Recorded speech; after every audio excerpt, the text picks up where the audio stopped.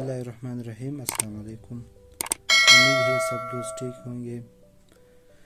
दोस्तों, आज मैं आप लोगों के सामने हाजिर हुआ हूँ एक नए नुस्खे के साथ, जो कि बहुत मुख्तसर और बहुत ही फ़ायदेमंद नुस्खा है। आज मेरा जो नुस्खा है वो मैदे के बारे में है। दोस्तों, मैदा जो है तमाम बीमारियों की जड़ है। यानी अगर आपका मैदा ठीक है तो आप तमाम बीमारियों से महफूज रहोगे, और अगर आपका मैदा ख़राब है, ठीक नहीं है, तो आप तरह तरह की बीमारियों के शिकार होंगे। और एक और बात मैं आप लोगों को बताता चलूँ, ये जो मैदे की बीमारियां आजकल ज़्यादा हैं, इन सब की वजह ये 2 नंबर खाने और 2 नंबर ग़िज़ा हैं। और इसके अलावा आजकल के हमारे नौजवान ज़्यादातर होटलों पे बैठकर खाना खाते हैं, फूड पॉइंट पे बैठकर खाते हैं, जो कि ज़्यादातर मसालेदार चीज़ें इस्तेमाल होते हैं वहाँ पे। ये जो हैं ये सरासर मैदे के लिए ख़तरनाक साबित होते हैं। तो बात को और नहीं बढ़ाते हैं दोस्तों, आते हैं नुस्खे की तरफ। दोस्तों, नुस्खे में आज सिर्फ 3 अज्जा हैं, सिर्फ 3 चीज़ें शामिल है इसमें।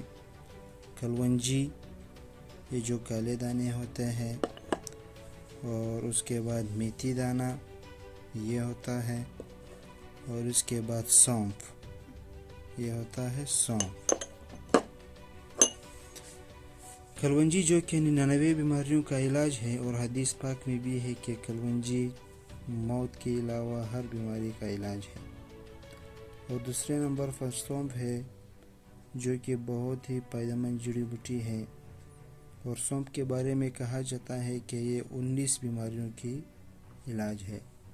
तीसरे नंबर पर मेथी दाना, जो कि हर किस्म के ज़ख़म के लिए और बिलखसूस मैदे में ज़ख़म के लिए बिल्कुल फ़ायदेमंद है।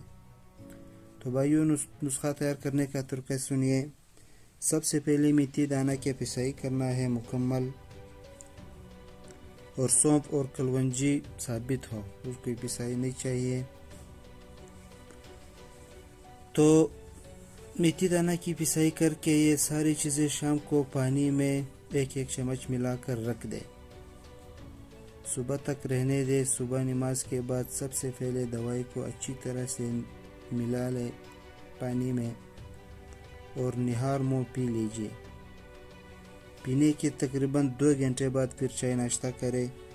इंशाल्लाह 1 हफ्ते के इस्तेमाल के बाद आपके मैदे से हर किस्म की तकलीफ़ दूर हो जाएगी, और आप तंदुरुस्त और सेहतमंद रहोगे।